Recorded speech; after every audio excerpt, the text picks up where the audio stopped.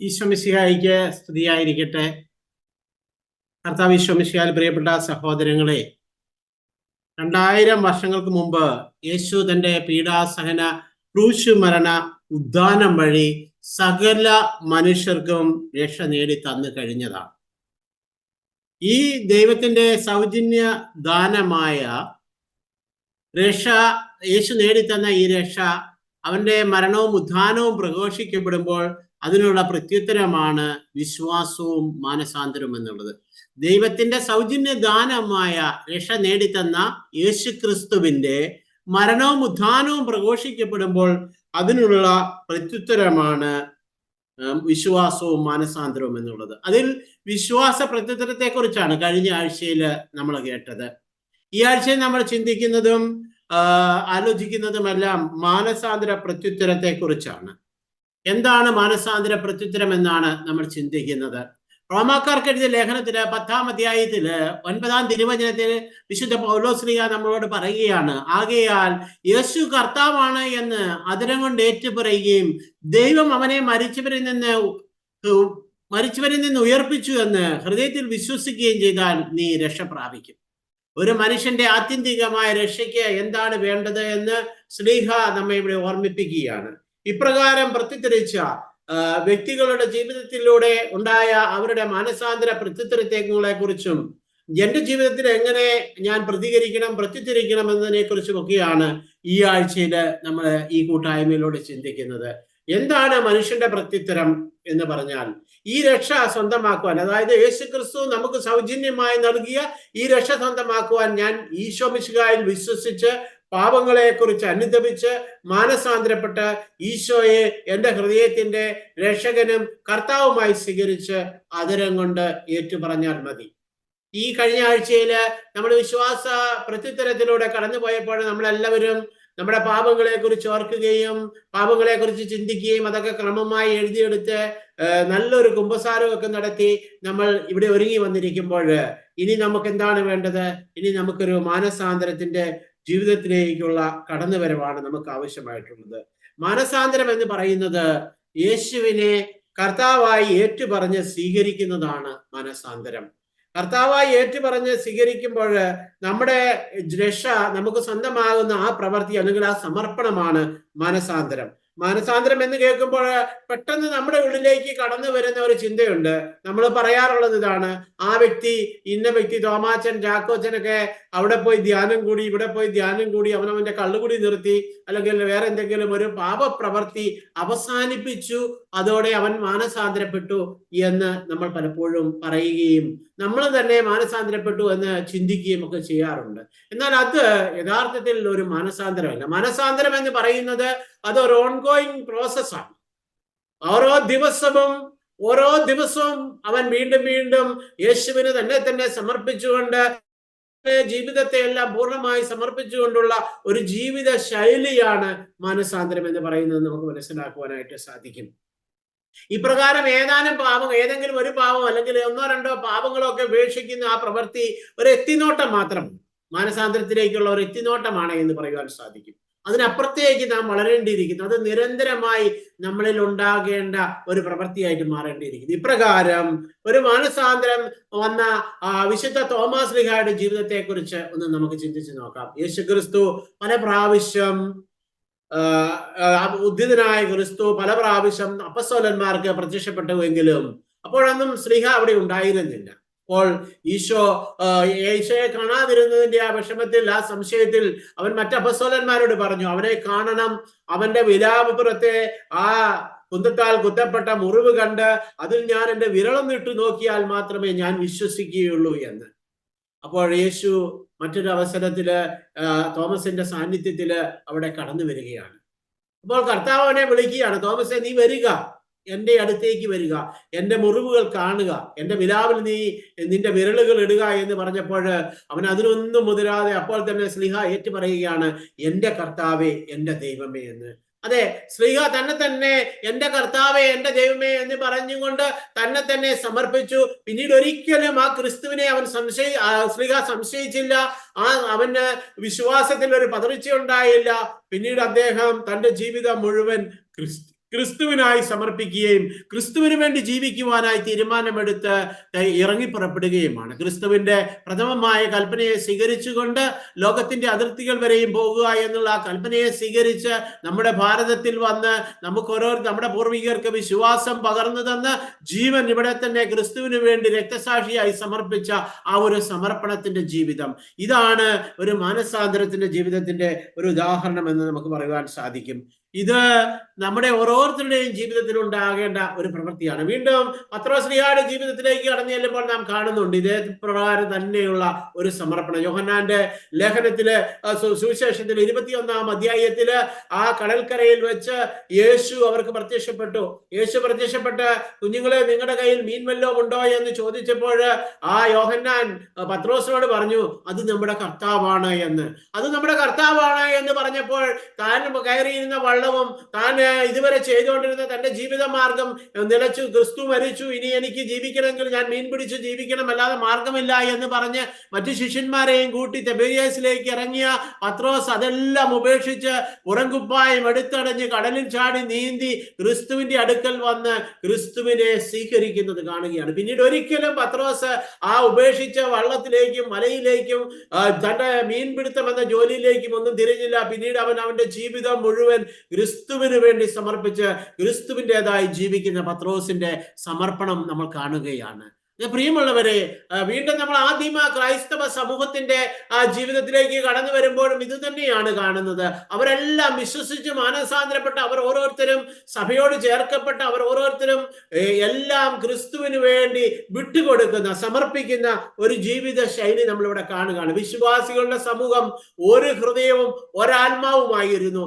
ആരും തങ്ങളുടെ വസ്തുക്കൾ സ്വന്തമെന്ന് അവകാശപ്പെട്ടില്ല, എല്ലാം പൊതു സ്വത്തായിരുന്നു. അതെ പ്രിയമുള്ള സഹോദരങ്ങളെ, തങ്ങളുടേതെന്ന് കരുതി അവർ സ്വരുക്കൂട്ടി വെച്ചിരുന്ന അന്ന് വരെ അവരുടെ ജീവിതത്തിന് വേണ്ടി, അവരുടെ മക്കൾക്ക് വേണ്ടി, കുടുംബത്തിന്റെ സുരക്ഷിതത്വത്തിന് വേണ്ടി ഒരുക്കി വെച്ചിരുന്നതെല്ലാം അവരെന്തായി കരുതി പൊതുസമൂഹത്തിന്റെ ആവശ്യത്തിന് വേണ്ടി വിട്ടുകൊടുത്തുകൊണ്ട് തങ്ങളുടെ സ്വാർത്ഥതകളെ എല്ലാം എന്നേക്കുമായി ദൈവത്തിന്റെ ക്രൂശിനോട് ചേർത്ത് സമർപ്പിച്ചുകൊണ്ട് വിശ്വാസത്തിന്റെ ജീവിതത്തിലേക്ക് കടന്നു വരുന്നത് നമ്മൾ അവിടെ കാണുകയാണ്. വീണ്ടും അപ്പോസ്തല പ്രവർത്തനം 2:44 ഇത് തന്നെയാണ് കാണുന്നത്. വിശ്വസിച്ചവർ എല്ലാവരും ഒറ്റ സമൂഹമായി തീർന്നു, തങ്ങളുടെ ഇടയിൽ ഉണ്ടായിരുന്നതെല്ലാം പൊതുവായി കരുതുകയും ചെയ്തു. അതെ, വിശ്വാസികളുടെ സമൂഹത്തിന് ഒരേ ആത്മാവ്, ഒരേ ചിന്ത, ഒരേ ആലോചന, ഒരേ പ്രവൃത്തി, അതായിരുന്നു അവരുടെ വിശ്വാസ ജീവിതം, അല്ലെ മാനസാന്തര ജീവിതം, അവരുടെ മാനസാന്തരത്തിന്റെ പ്രത്യുത്തരം എന്ന് പറയുന്നത്.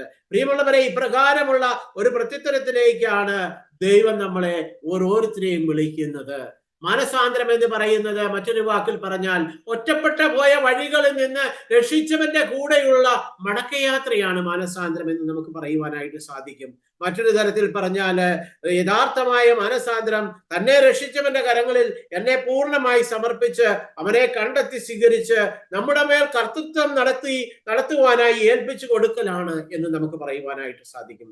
ഇന്ന് വരെ നടന്ന വഴികളിൽ നിന്ന് പൂർണ്ണമായി തിരിഞ്ഞ് മറ്റൊരു വഴി, ക്രിസ്തു കാണിച്ചു തരുന്ന നിത്യജീവന്റെ പാതയിലേക്കുള്ള ഒരു മടക്കം അല്ലെങ്കിൽ ദൈവരാജ്യത്തെ ലക്ഷ്യമാക്കിയുള്ള പുതിയൊരു യാത്രയാണ് മാനസാന്തര ജീവിതം എന്ന് പറയുന്നത്. അത് മറ്റൊരു തരത്തിൽ പറഞ്ഞാൽ അതൊരു എബോവ് ടേൺ ആണ്. 180 ഡിഗ്രിയിലേക്ക് നമ്മൾ തിരിഞ്ഞ് അതേ കടന്നുപോയ വഴികളില് ദൈവത്തിന്റെ കരത്തിൽ നിന്ന് പിടിവിട്ട് ഈ ലോകത്തിന്റെ പിന്നാലെ ഓടിയ ഞാന് ഇന്ന് മുതൽ ക്രിസ്തുവിന്റെ കരത്തെ പിടിച്ചുകൊണ്ട് ക്രിസ്തുവിന്റെ വഴിയിലൂടെ പോകുവാൻ തീരുമാനിച്ചുകൊണ്ട് എന്നെ തന്നെ പൂർണ്ണമായി സമർപ്പിക്കുന്ന ജീവിതമാണ് മാനസാന്തരം എന്ന് പറയുന്നത്. വിശുദ്ധ പൗലോസ്ലീഹായുടെ ജീവിതത്തിലേക്ക് കടന്നു വരുമ്പോൾ നമുക്കിത് കാണുവാനായിട്ട് സാധിക്കും.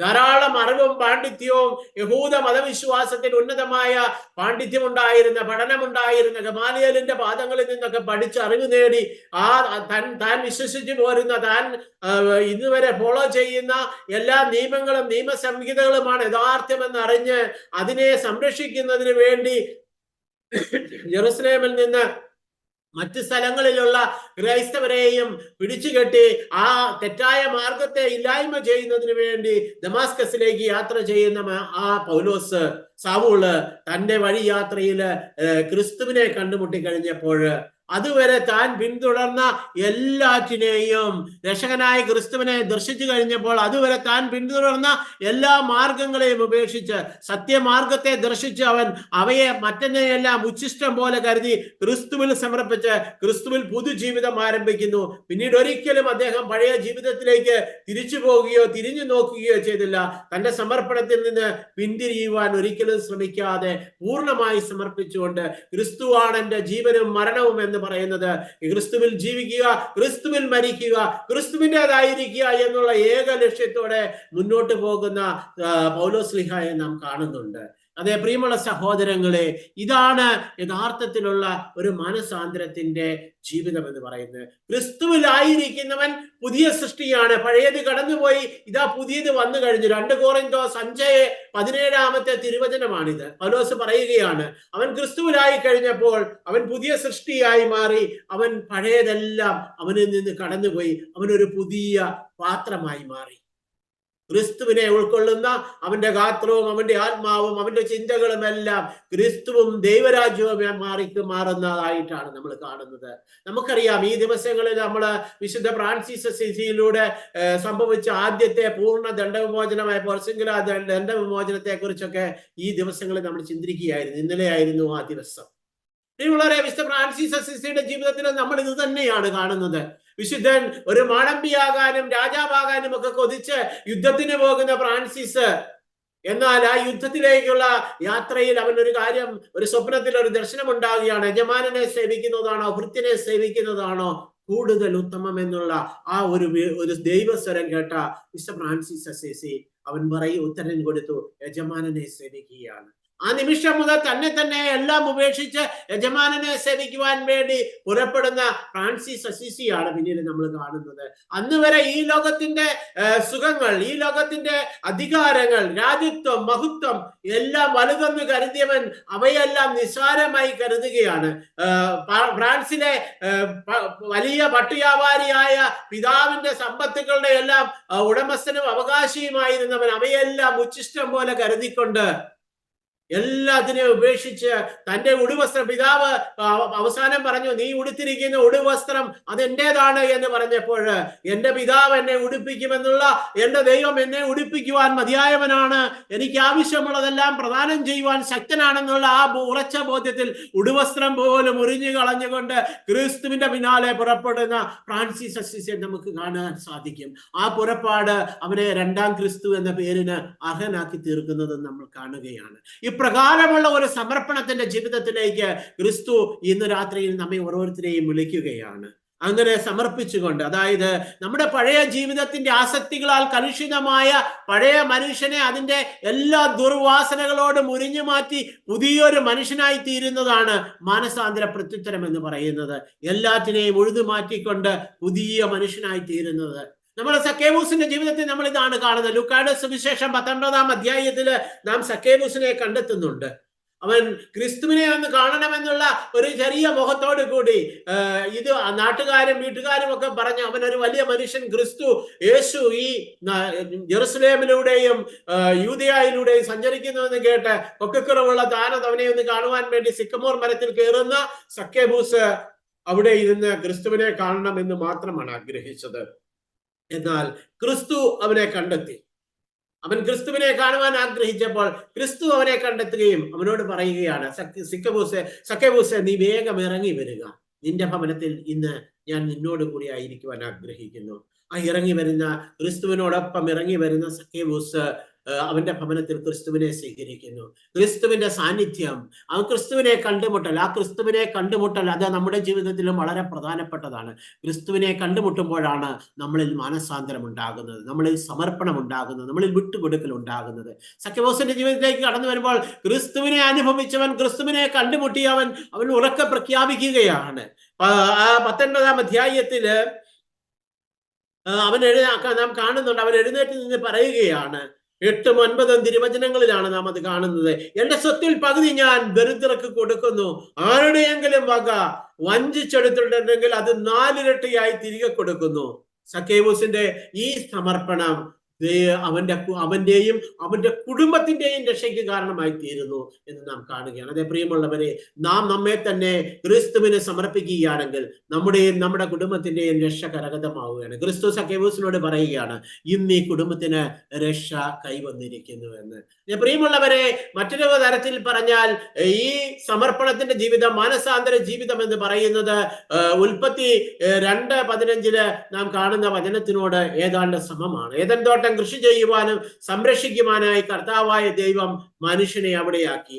ഈ ഒരു അവസ്ഥയിലേക്ക് നാം ഉയരുകയാണ്. ക്രിസ്തു സൃഷ്ടിച്ച് ക്രിസ്തു നൽകിയിരിക്കുന്ന എല്ലാ സമ്പത്തുക്കളുടെയും ഉടമസ്ഥൻ, ഏദൻ തോട്ടത്തിന്റെ മൊത്തം ഉടമസ്ഥൻ ക്രിസ്തു ആയിരിക്കുമ്പോൾ ആ ഉടമസ്ഥാവകാശം ക്രിസ്തുവിന് നൽകിക്കൊണ്ട് അതിനെ പരിപാലിക്കുകയും സംരക്ഷിക്കുകയും ചെയ്യുന്ന ആദത്തിനെയും ഹവ്വയെയും നമ്മൾ അവിടെ കാണുന്നുണ്ട്. പാപം ചെയ്ത് ദൈവസ്നേഹത്തിൽ നിന്ന് അകലുന്നത് വരെയും അവർ അപ്രകാരം അവിടെ സന്തോഷത്തോടും സമാധാനത്തോടും കൂടി ജീവിക്കുന്നത് നമുക്ക് കാണാൻ സാധിക്കും. ഏദൻ തോട്ടം കൃഷി ചെയ്ത് സംരക്ഷിക്കുന്നത് പോലെ. അതേ പ്രിയമുള്ളവരെ, മറ്റൊരു തരത്തിൽ പറഞ്ഞാൽ നമ്മുടേതെന്ന് കരുതി നാം ഇന്ന് വരെ കരുതി വെച്ചിരിക്കുന്ന എല്ലാറ്റിന്റെയും ഉടമസ്ഥാവകാശം ക്രിസ്തുവിനെ ഏൽപ്പിച്ചിട്ട്, ക്രിസ്തുവിന്റെ കരങ്ങളിൽ ഏൽപ്പിച്ചിട്ട് ഈ നമ്മുടേതായി നമുക്ക് കരുതിയിരുന്നതിന്റെ എല്ലാം ഒരു മേൽനോട്ടക്കാരൻ മാത്രമായി, ഒരു കാര്യസ്ഥൻ മാത്രമായി മാറിക്കൊണ്ട് അവയെ ദൈവഹിത പ്രകാരം ഞാൻ ഉപയോഗിക്കുകയും മറ്റുള്ളവർക്ക് ഉപയോഗിക്കുവാൻ വേണ്ടി കൊടുക്കുകയും എൻ്റെ ജീവിതം എനിക്കും എൻ്റെ കുടുംബത്തിനും കുടുംബാംഗങ്ങൾക്കും എന്നതിന് മറ്റുള്ളവർക്കുമായി പങ്കുവെച്ചു കൊടുക്കുകയും ചെയ്യുന്ന ഒരു ജീവിതക്രമമാണ് ഈ മാനസാന്തര പ്രത്യുത്തരം എന്ന് പറയുന്നത്. നമ്മുടെ പദ്ധതികൾ നടപ്പിലാക്കുവാൻ വേണ്ടിയാണ് ദൈവത്തോട് നമ്മൾ അനുദിനം പറയുന്നുണ്ട്, കർത്താവെ എന്നെ പൂർണ്ണമായി സമർപ്പിക്കുന്നു. എന്നിട്ട് നമ്മൾ എന്ത് പറയുന്നു? കർത്താവെ, എൻ്റെ ജീവിതത്തിലെ ഇന്ന ആവശ്യങ്ങൾ എനിക്ക് നടത്തി തരണമേ എന്ന് നിരന്തരം നമ്മൾ പ്രാർത്ഥിക്കുന്നു. അതിന് ഒരിക്കലും നമ്മൾ കർത്താവെ നിന്റെ തിരുഹിതം എന്നിൽ നിറവേറട്ടെ എന്ന് പറയുവാൻ നമ്മൾ തയ്യാറാകുന്നില്ല എന്നുള്ളതാണ് വാസ്തവം. പ്രിയപ്പെട്ട സഹോദരങ്ങളെ, ഞാൻ ഓർക്കുകയാണ്, എൻ്റെ കുഞ്ഞുങ്ങളുടെ അഡ്മിഷൻ, അതായത് ഉന്നത പഠനത്തിന് വേണ്ടിയുള്ള അഡ്മിഷന്റെ ഒക്കെ ആവശ്യങ്ങൾ വരുമ്പോൾ ഒരിക്കലും ഞാൻ കുഞ്ഞുങ്ങളോ അവർ ഏത് വിഷയം പഠിക്കണം, ഏത് സബ്ജക്ട് എടുക്കണം, എന്ത് ചെയ്യണമെന്നൊന്നും ഞങ്ങളൊരു മുൻ തീരുമാനം എടുക്കുകയും +2 പരീക്ഷ കഴിയുമ്പോൾ ഞങ്ങൾ ഡോക്ടർ ആകാനോ എഞ്ചിനീയർ ആകണോ മറ്റെന്തെങ്കിലും കോഴ്സിന് പോകണം, ഇതൊന്നും ഒരു തീരുമാനവും എടുക്കുകയില്ല. ഞങ്ങൾ കർത്താവിനോട് പ്രാർത്ഥിച്ചുകൊണ്ടിരിക്കും, കർത്താവെ ഏറ്റവും നല്ലത് എന്തെന്ന് ഞങ്ങൾക്ക് പറഞ്ഞു തരണമേ. ഞാൻ ഓർക്കുകയാണ്, എൻ്റെ 3 കുഞ്ഞുങ്ങളുടെയും അഡ്മിഷന്റെ ആവശ്യങ്ങൾക്ക് വേണ്ടി ഒരിക്കലും ഞങ്ങൾ തേടിയറിയേണ്ട വന്നില്ല, കോളേജുകളുടെ പടിവാതിലുകൾ മുട്ടേണ്ട വന്നില്ല. ഏതെങ്കിലും വിധത്തിൽ അതിനുള്ള എല്ലാ സാഹചര്യങ്ങളും കർത്താവ് ഒരുക്കി തരികയാണ്. ഉന്നതമായ കോളേജുകളിൽ നല്ല പ്രൊഫഷണൽ കോഴ്സുകൾ പഠിക്കുവാൻ ദൈവം അവർക്ക് അവസരം ഒരുക്കി തന്നു. നമ്മൾ പലപ്പോഴും നമ്മുടെ കുഞ്ഞുങ്ങളോട് നഴ്സറി സ്കൂളിൽ ചേർക്കുമ്പോൾ തൊട്ടേ കുഞ്ഞിനെ എഞ്ചിനീയറും ഡോക്ടറും ആക്കുവാൻ വേണ്ടി ശ്രമിക്കുമ്പോൾ അതിൽ നിന്ന് മാറിക്കൊണ്ട് ക്രിസ്തുവിന് വേണ്ടി അവരെ സമർപ്പിച്ച് നമ്മൾ ജീവിക്കുകയാണെങ്കിൽ ക്രിസ്തു നമ്മുടെയും അവരുടെയും ജീവിതത്തിൽ ഏറ്റവും നല്ലത് എന്തെന്ന് അറിയുന്നവനാണ്. അവനത് നമുക്ക് പ്രദാനം ചെയ്യുമെന്നുള്ള ഒരു ബോധ്യത്തിലേക്ക് കടന്നു വരുവാൻ നമുക്ക് സാധിക്കുമ്പോൾ അത് അനുഗ്രഹമായി തീരും. മാനസാന്തരം എന്ന് പറയുന്നത് ക്രിസ്തു നമ്മുടെ കർത്താവും രാജാവും നമ്മുടെ ജീവിതത്തിൽ ഭരണം നടത്തുന്നവനുമായി തീരുന്ന ഒരു പ്രവൃത്തിയാണ്. മാനസാന്തരത്തിന്റെ പ്രത്യുത്തരം എന്ന് പറയുന്നത് ക്രിസ്തുവിനെ എൻ്റെ കർത്താവായി, എൻ്റെ രാജാവായി, എൻ്റെ ജീവിതത്തിൽ ഭരണം നടത്തുന്നവനായി സ്വീകരിക്കുന്ന പ്രവൃത്തിക്കാണ് മാനസാന്തരം എന്ന് പറയുന്നത്. ഞാനിപ്പോൾ ഒരു രത്നവ്യാപാരിയുടെ കഥയോർത്തു പോവുകയാണ്. അത് ഇപ്രകാരമാണ്. ഒരു രത്നവ്യാപാരിയുടെ അടുക്കൽ ഒരു മനുഷ്യൻ വന്നപ്പോൾ അമൂല്യമായ ഒരു രത്നം അവൻ അവിടെ കണ്ടു. ആ രത്നം സ്വന്തമാക്കണമെന്ന് അവൻ ആഗ്രഹിച്ചു. അവൻ അതിന്റെ വില ചോദിച്ചപ്പോൾ ആ രത്നവ്യാപാരി അവനോട് പറഞ്ഞു, ഇത് വളരെ വിലപ്പെട്ടതാണ്, ഇത് അത്ര നിസ്സാരമായ തുകയ്ക്കൊന്നും നൽകുവാൻ സാധിക്കുന്ന ഒരു രത്നമല്ല, കാരണം ഇത് ലോകത്ത് തന്നെ അമൂല്യമായ രത്നങ്ങളിൽ ഒന്നാണ്. അവൻ പറഞ്ഞു, എനിക്കിത് വേണം. അപ്പോൾ അദ്ദേഹം പറഞ്ഞു, നീ ഇതിന്റെ വില ഇത് വളരെ വലുതാണ്, അത് ഇത്രയും തുകയാണ്. അപ്പോൾ നിന്റെ കയ്യിൽ ഇതുണ്ടോ? അവൻ പറഞ്ഞു, എൻ്റെ കയ്യിൽ അത്രയും പണമില്ല. അപ്പോൾ രത്നവ്യാപാരി പറഞ്ഞു, നിനക്ക് തരുവാൻ സാധ്യമല്ല, ഈ രത്നത്തിന്റെ മൂല്യം അത്രയുമാണ്, അതുപോലുമല്ല അതിന് എത്രയോ കണക്ക് കൂട്ടാൻ കഴിയാവുന്നതിലും അത്രയും മൂല്യമുള്ളതാണ് എന്ന് രത്നവ്യാപാരി അവനോട് പറഞ്ഞു. അപ്പോൾ അവൻ വീണ്ടും ആവർത്തിച്ച് അതിനുവേണ്ടി ചോദിച്ചപ്പോൾ രത്നവ്യാപാരി പറഞ്ഞു, ഒരു കാര്യം ചെയ്യേ, നിനക്കുള്ളതെല്ലാം നീ എനിക്ക് തരികയാണെങ്കിൽ ഞാൻ നിനക്ക് ഈ രത്നം തരാം. അവൻ പറഞ്ഞു, അത് തരാം. അവൻ വീട്ടിൽ പോയി തന്റെ സ്വത്തുക്കളൊക്കെ വിറ്റ് എല്ലാ സമ്പാദ്യങ്ങളുമായി അവൻ രത്നവ്യാപാരിയുടെ അടുത്ത് വന്ന് അവന്റെ സമ്പത്ത് മുഴുവൻ കൊടുത്തപ്പോൾ രത്നവ്യാപാരി ആ രത്നം അവൻ കൊടുത്തു. എന്നിട്ട് അവനോട് ആ രത്നം കൊടുക്കുന്ന സമയത്ത് ആ രത്നവ്യാപാരി അവനോട് ചോദിച്ചു, നീ നിന്റേതെല്ലാം തന്നു, നിന്റെ കയ്യിലുള്ളതല്ല? ഉടനെ അവൻ പറഞ്ഞു, എൻ്റെ പോക്കറ്റിൽ ഇനിയും എനിക്ക് വീട്ടിൽ പോകുവാൻ പെട്രോൾ അടിക്കാനുള്ള പൈസ മാത്രമേ ഉള്ളൂ. അപ്പോൾ രത്നയാവരി അവനോട് ചോദിച്ചു, അപ്പോൾ നിനക്ക് വണ്ടിയുണ്ടോ? അവൻ പറഞ്ഞു, എനിക്ക് വാഹനമുണ്ട്, വാഹനമില്ലാതെ ഞാൻ എങ്ങനെ ജീവിക്കും, എനിക്ക് എൻ്റെ വീട്ടിലേക്ക് തിരികെ പോകണ്ടേ. അപ്പോൾ അത് രത്നയാവരി അവനോട് ചോദിച്ചു, അപ്പോൾ നിനക്ക് വീടുണ്ടോ? അപ്പോൾ അവൻ പറഞ്ഞു, എനിക്ക് വീടുണ്ട്, വീടില്ലാതില്ലെങ്കിൽ എൻ്റെ കുഞ്ഞുങ്ങളും എൻ്റെ ജീവിത പങ്കാളിയും ഒക്കെ ഞാൻ വീട് നഷ്ടപ്പെടുത്തിയാൽ എങ്ങനെ ജീവിക്കും? അപ്പോൾ രത്നയാവാരി അവനോട് പറഞ്ഞു, നിന്നോട് ഞാൻ പറഞ്ഞത് എന്താണ്? നിന്റെ വീടും നിനക്കുള്ള സർവ്വതും തന്നാൽ മാത്രമല്ലേ ഞാൻ ഇത് തരുവുള്ളൂ. നിന്റെ കാറും നിന്റെ കുടുംബവും നിന്റെ സമ്പത്തും നിന്റെ ജീവിത പങ്കാളിയും മക്കളെയും എല്ലാം എനിക്ക് തരണം. അവൻ ആ രത്നത്തിന്റെ അമൂല്യത മനസ്സിലാക്കിക്കൊണ്ട് അവൻ പറഞ്ഞു, എല്ലാം തരാം, രത്നം എനിക്ക് തരുക. അവനെല്ലാം സമർപ്പിച്ചപ്പോൾ ആ രത്ന വ്യാപാരി അവനോട് പറഞ്ഞു, മകനെ, നീ ഈ രത്നം എടുത്തുകൊള്ളുക, ഒപ്പം നീ സമർപ്പിച്ചതെല്ലാം നീ തിരികെ എടുത്തുകൊണ്ട് പോയിക്കൊള്ളുക. എന്നാൽ ഒരു കാര്യം നീ ഓർക്കുക, ഈ രത്നത്തിന്റെയും നിന്റേതെന്ന് നീ ഇന്ന് വരെ പറഞ്ഞിരുന്ന എല്ലാത്തിന്റെയും ഉടമസ്ഥൻ ഞാനാണ്. ഇപ്രകാരമുള്ള ഒരു സമർപ്പണത്തിന്റെ ജീവിതം, ക്രിസ്തുവിന്റെ മുമ്പിൽ എല്ലാം സമർപ്പിച്ചിട്ട് അവയുടെ കാര്യസ്ഥന്മാരായി മാത്രം നാം ജീവിച്ച് മുന്നേറുന്നതാണ് ഈ മാനസാന്തര പ്രത്യുത്തരം എന്ന് പറയുന്നത്. കത്തോലിക്ക തിരുസഭ കാറ്റഗിസം ഓഫ് ദി കാത്തലിക് ചർച്ചിലൂടെ നമ്മോട് അതിനെക്കുറിച്ച് പറയുന്നത് എന്താണെന്ന് നമുക്കൊന്ന് നോക്കാം. അനുദപിച്ച് പാപമോചനം നേടിയ മനുഷ്യൻ തന്റെ ബുദ്ധിയെയും മനസ്സിനെയും തനിക്കുള്ള സകലതും പൂർണ്ണമായി ദൈവത്തിന് സമർപ്പിക്കുന്നു. അതെ, തനിക്കുള്ളത് പൂർണ്ണമായും ബുദ്ധിയും കഴിവും എല്ലാറ്റിനെയും പൂർണ്ണമായുള്ള ഒരു സമർപ്പണമാണ് മാനസാന്തരം എന്ന് പറയുന്നത്. മറ്റൊരു വാക്കിൽ പറഞ്ഞാൽ, സ്വയം വെളിപ്പെടുത്തുന്ന ദൈവത്തിന് മനുഷ്യൻ തന്റെ അസ്തിത്വം മുഴുവനും സമർപ്പിച്ചുകൊണ്ട് പ്രത്യുത്തരം നൽകുന്നതാണ് മാനസാന്തരം എന്ന് പറയുന്നത്. അതൊരു പ്രത്യുത്തരമാണ്, ദൈവവചനം അനുസരിച്ചുള്ള ഒരു മടങ്ങിവരമാണ് മാനസാന്തരം. പാപങ്ങൾ ഏറ്റുപറഞ്ഞ് പശ്ചാത്തപിച്ച് നമ്മളെ പാപങ്ങളും എല്ലാറ്റിനെയും പൂർണ്ണമായി ദൈവത്തിന് സമർപ്പിക്കുന്നതാണ് മാനസാന്തരം എന്ന് പറയുന്നത്. യോഹന്നാന്റെ സുവിശേഷം 12-ാം അധ്യായത്തിൽ 49, 50 വചനങ്ങളില് നാം യേശുവിന്റെ ഒരു വചനം കാണുന്നുണ്ട്. എന്തെന്നാൽ, ഞാൻ സ്വമേധയല്ല സംസാരിച്ചത്, ഞാൻ എന്ത് പറയണം എന്ത് പഠിപ്പിക്കണമെന്ന് എന്നെ അയച്ച പിതാവ് തന്നെ എനിക്ക് കൽപ്പന നൽകിയിരിക്കുന്നു. അവിടുത്തെ കൽപ്പന നിത്യജീവനാണെന്ന് ഞാൻ അറിയുന്നു. അതിനാൽ ഞാൻ പറയുന്നതെല്ലാം പിതാവ് എന്നോട് കൽപ്പിച്ചതുപോലെ തന്നെയാണ്. അതെ പ്രിയമുള്ളവരെ, യേശു തന്റെ ത്രിത്വത്തിൽ നിന്ന് മനുഷ്യാവതാരം ചെയ്ത യേശു പറയുകയാണ്, പിതാവ് എന്നോട് അനുദിനം എന്റെ കാതുകളിൽ മന്ത്രിക്കുന്നത് എന്താണോ അതാണ് ഞാൻ പ്രവർത്തിക്കുന്നതും. ഞാൻ അത്ഭുതം പ്രവർത്തിക്കുന്നെങ്കിൽ, ഞാൻ അടയാളങ്ങൾ പ്രവർത്തിക്കുന്നെങ്കിൽ, ഞാൻ വചനം പ്രസംഗിക്കുന്നെങ്കിൽ, ഞാൻ എന്തു ചെയ്താലും, ഭക്ഷണം കഴിച്ചാലും കിടന്നാലും ഉറങ്ങിയാലും അതെല്ലാം പിതാവിന്റെ ഹിതമാണ്. ഞാൻ പറയുന്നതെല്ലാം പിതാവിന്റെ കൽപ്പനകളാണ്. അതേപോലെ പ്രിയമുള്ളവരെ, ദൈവവചന പ്രകാരം യേശുക്രിസ്തു നമ്മളെ അഭിഷേകം ചെയ്ത് ശിഷ്യത്വം നൽകി അയച്ചിരിക്കുന്നത് വിശുദ്ധ മാമോദീസായിലൂടെയും ശരീരലേപനത്തിലൂടെയും നമ്മെ ക്രിസ്തുവിനോട് ഒന്നാക്കിയിരിക്കുന്നതിന്റെ ലക്ഷ്യം അവൻ പിതാവിന്റെ ഹിതം അനുസരിച്ചതുപോലെ നാം ഓരോരുത്തരും നമ്മളെ തന്നെ പൂർണ്ണമായും യേശുവിന് സമർപ്പിച്ചുകൊണ്ട് ജീവിക്കണം എന്നുള്ളതാണ്. അതിനായി നമുക്ക് ഒരുങ്ങാം. അതുകൊണ്ട് നമ്മെ പൂർണ്ണമായി നമുക്കൊന്ന് സമർപ്പിക്കാം. നമ്മുടെ ധന്യതകൾ, നേട്ടങ്ങൾ, അനുഗ്രഹങ്ങൾ, ജീവിതം, ജീവൻ, കഴിവ്, ജോലി, ബന്ധങ്ങൾ, അറിവ്, സ്വപ്നങ്ങൾ, ധനം, പദ്ധതികൾ, ജീവിത പങ്കാളി, മക്കൾ, ജീവിത സാഹചര്യങ്ങൾ, പാപങ്ങൾ, ആന്തരിക മുറിവുകൾ, രോഗങ്ങൾ, വേദനകൾ, ദുശീലങ്ങൾ, തഴക്കദൂഷ്യങ്ങൾ, അങ്ങനെ പോസിറ്റീവും നെഗറ്റീവുമായിട്ടുള്ള എല്ലാം ഞാനും എനിക്കുള്ള സർവ്വതും ദൈവത്തിനായി സമർപ്പിക്കുമ്പോൾ നാം ക്രിസ്തുവിൽ സമർപ്പിതരായി തീരുകയും മാനസാന്തര പ്രത്യുത്തരത്തിന്റെ ഉടമകളായി തീരുകയും ക്രിസ്തു ആഗ്രഹിക്കുന്ന ജീവിതത്തിന് അവകാശികളായി തീരുകയും ചെയ്യും. അപ്പോൾ ഗലാത്യ 2:20 പറയുന്നത് പോലെ, ഞാൻ ക്രിസ്തുവിനോട് കൂടി ക്രൂശിക്കപ്പെട്ടിരിക്കുന്നു, ഇനിമേൽ ഞാനല്ല ജീവിക്കുന്നത്, ക്രിസ്തുവാണ് എന്ന് ജീവിക്കുന്നത്.